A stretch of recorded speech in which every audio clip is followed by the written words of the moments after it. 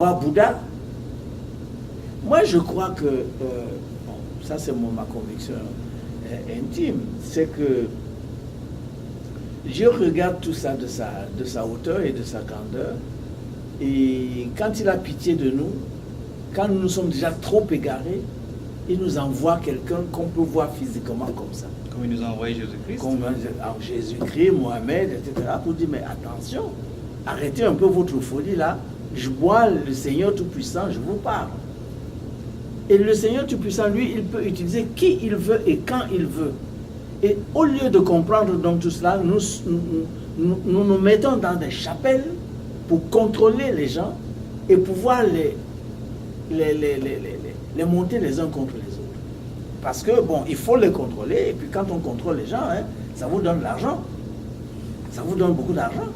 Regardez ce qui se passe dans les pays africains aujourd'hui.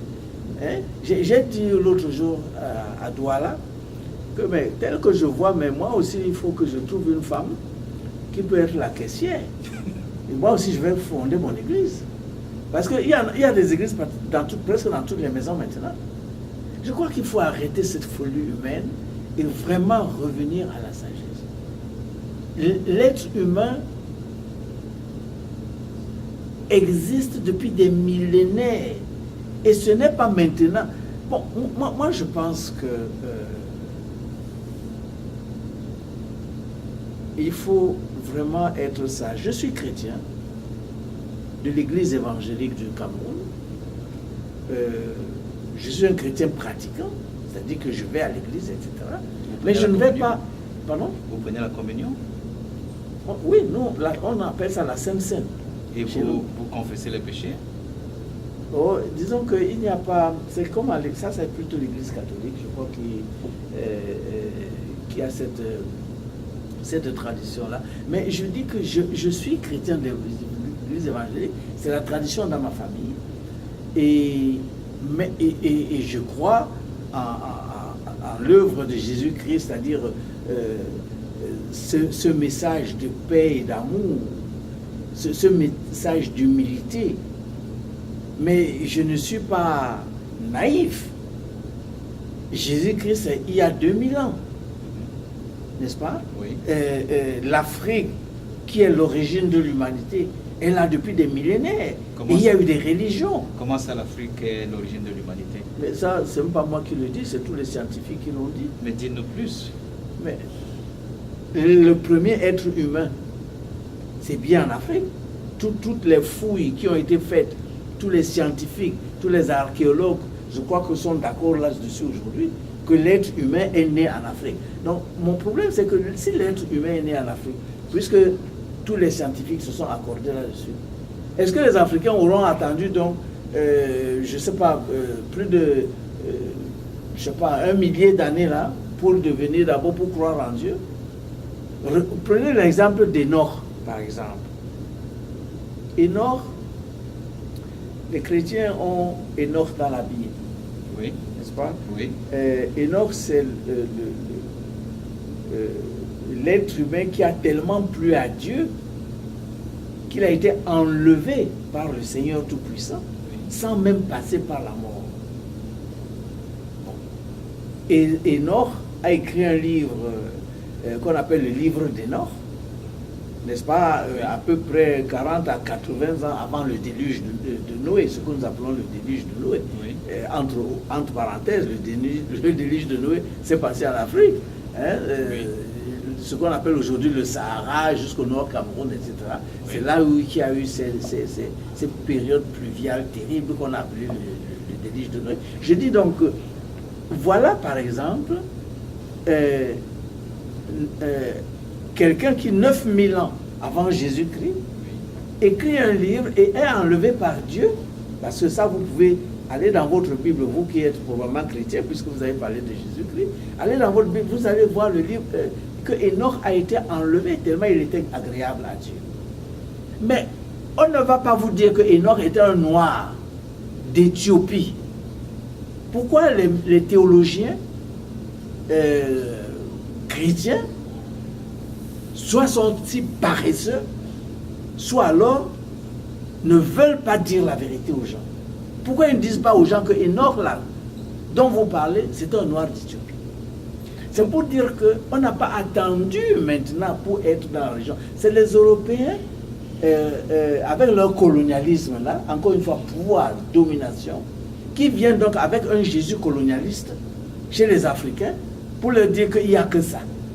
Comme si les Africains, avant 2000 ans, c'est-à-dire avant 1800, puisque c'est dans les années 1880 que le colonialisme est venu dans les pays africains, avec donc ce Jésus qui vient d'Europe. Jésus le Palestinien maintenant qui nous vient d'Europe, avec l'impérialisme, et qui vous dit que non, vous n'avez même pas cru, vous n'aviez pas cru en Dieu. Maintenant, enfin, il y a un Dieu qui portait donc le manteau de la colonisation européenne. C'est pour ça qu'il faut, je dis encore une fois, qu'il faut faire très attention,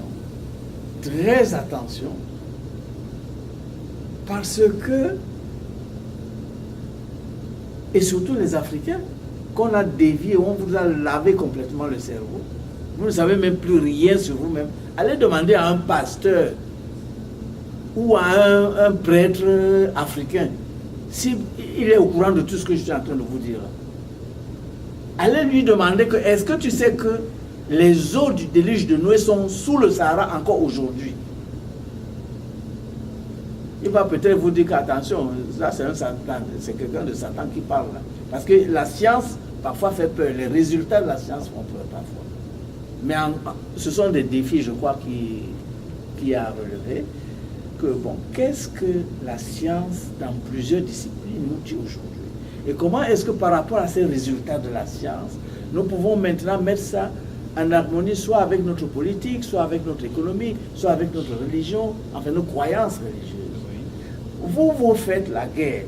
Les musulmans font la guerre aux chrétiens. Les chrétiens font la guerre. Vous vous rendez compte? Et vous, chacun parle de Dieu. L'être suprême qui, avec son amour, vous a créé, vous a envoyé sur cette terre. Maintenant, vous vous réclamez de cet être humain-là pour tuer, pour arrêter la vie que vous ne pouvez pas créer. Parce que vous pouvez procréer, mais vous ne pouvez pas créer. Mais au nom de Dieu, tu vas tuer quelqu'un d'autre. Les chrétiens ont fait la même chose pendant, on appelle ça pendant les croisades. Ils allaient tuer au nom de Jésus-Christ. Aujourd'hui, je crois qu'ils ont compris que non, ça c'était une hérésie. Maintenant, quand vous voyez les conflits au niveau international, là, ce sont les conflits religieux. Hein. Ce sont les guerres de religion. Ce sont les guerres ouvertes de religion aujourd'hui. Tout ça, et chacun se réclame de Dieu. Alors Dieu doit se dire, mais ces gens-là, ils sont fous. Moi, je crée la vie, et eux, à mon nom, ils ôtent la vie aux autres. Parce que chacun dit que non, il faut être musulman, et encore musulman de ceci ou cela. Non, il faut être chrétien, chrétien de ceci ou cela. Et comme ça, on va se combattre. Il s'agit de pouvoir. L'être humain qui a perdu le lien avec le divin et qui doit s'accrocher à quelque part, à quelque chose, donc il faut qu'il s'accroche aux autres et qu'il les maîtrise, qu'il les domine. Bien, cela dit, si l'être humain doit donc s'accrocher, de plus en plus nous observons de par le monde la notion de liberté, où les uns et les autres pensent qu'ils ont la liberté, comme vous venez de le dire, de penser selon des modèles qui leur sont proches, et avec des gens qui les entraînent vers ces modèles de pensée, et des législations qui sont même produites de par le monde, qui amènent à reconnaître un certain nombre de libertés. Je ne voudrais pas parler de droit, puisque le droit fondamental, c'est la vie. C'est ce droit dont nous avons bénéficié. Mais quand nous arrivons à une étape où les gens estiment qu'ils sont libres de leur corps, ils sont libres de leurs pensées, ils sont libres d'adopter des formes de religion qui leur plaisent. Est-ce que vous pensez que ces gens d'individus ne sont pas des personnes que nous devons effectivement accepter dans la société? Ou alors, il y a encore beaucoup de travail à faire? Je n'ai pas bien compris la fin. Ma question est la suivante. ces personnes qui réclament de plus en plus de liberté. Liberté individuelle, liberté de religion, liberté bref, de se lier à toute forme d'organisation sociale. Parce que vous avez prôné tout à l'heure la notion de famille, en disant que la famille était la cellule fondamentale et que c'est à cause des individualismes que nous avons tous ces problèmes, où nous n'avons plus de tolérance. Maintenant, si donc nous devons accepter la forme de tolérance, en amenant les gens à exercer leur liberté, dans quel genre de société pensez-vous que nous allons donc nous retrouver au nom de la tolérance? Bon. Ce qu'il y a, ce que j'observe sur cette terre, je vous ai dit que je suis père de 9 enfants. Vous êtes père de 9 enfants. Moi, je suis père de 4 enfants. Voilà. Et qu'est-ce que j'ai pu observer? Chaque enfant est comme une fleur qui a son propre parfum. Un parfum très spécifique et unique. C'est ça que j'ai observé, que chaque enfant, vraiment qui vient sur cette terre, il vient vraiment sur cette terre comme une belle fleur avec son propre parfum. Okay. C'est qu'il ne prend pas votre parfum de père ou de la maman. Il vient sur cette terre, il vient avec son propre parfum. Oui. Tu peux le taper, tu peux faire ceci, etc. Bon, tu vas l'influencer, mais ce parfum-là, il reste. Même si tu essayes de tout faire pour que tu le refoules, pour qu'il ne soit pas lui-même. Mais il y a des moments dans la vie où celui-même va ressurgir. Donc, ça veut dire quoi? Ça veut dire que nous qui sommes parents, nous mettons des enfants au monde, mais ces enfants ne nous appartiennent pas. Ces enfants viennent au monde avec 2 pieds.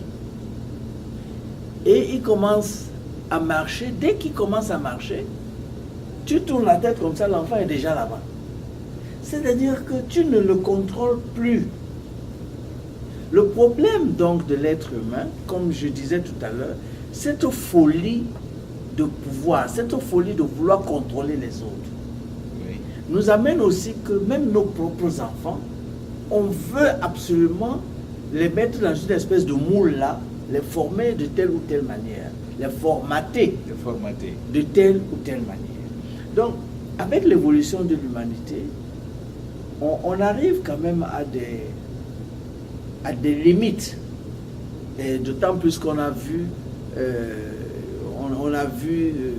disons, certaines défaillances graves, par exemple des parents, vis-à-vis des enfants, peut-être pas défaillance, mais traumatisme causé. Oui. Alors, c'est normal que dans l'évolution du monde moderne, l'enfant veuille s'émanciper. Et avoir dans sa liberté. Sauf que l'être humain est tellement complexe que l'enfant ne peut pas marcher seul. Oui. Parce que quand il commence là, il va mettre, et puis il commence à marcher à 4 pattes, il va mettre ses doigts là où il y a le courant. Est-ce que maintenant pour la liberté, vous allez le laisser? Non. Parce que vous, le parent, vous avez la responsabilité de le tenir et de le guider. Parce que, donc, de lui dire, attention, ici, il y a un danger. Tout à fait. Ne mets pas tes doigts dans la prise de courant. Tout à Parce fait. que là, tu es obligé, même quand lui ne va pas comprendre, tu vas obliger de l'amener, de l'arracher de là-bas. Tout à fait. Donc, c'est complexe. Alors, maintenant, quand toi, tu vas dire que c'est ma possession, c'est mon enfant, donc il faut qu'il fasse comme ça, il marche comme ça, il marche comme ça. C'est ça un peu le problème, surtout dans la vie complexe, la vie moderne aujourd'hui, où on dit il faut quand même accorder, être beaucoup plus souple et comprendre que l'enfant qui est venu là sur terre, l'enfant que Dieu t'a donné là, c'est un cadeau. Parce que tout le monde n'a pas ce cadeau-là. Vous avez des gens qui essayent d'avoir l'enfant et ils n'ont pas. Tout Toi, il te donne même un mois, il m'en a donné jusqu'à 9. C'est une grâce exceptionnelle. Maintenant, sache que l'enfant qui vient là, c'est une fleur qui a son propre parfum. Il a son propre chemin, il a son propre destin qui est distinct de ton destin à toi la maman ou à toi le père. Donc il faut que nous les parents, on arrive à ce degré de compréhension. Oui.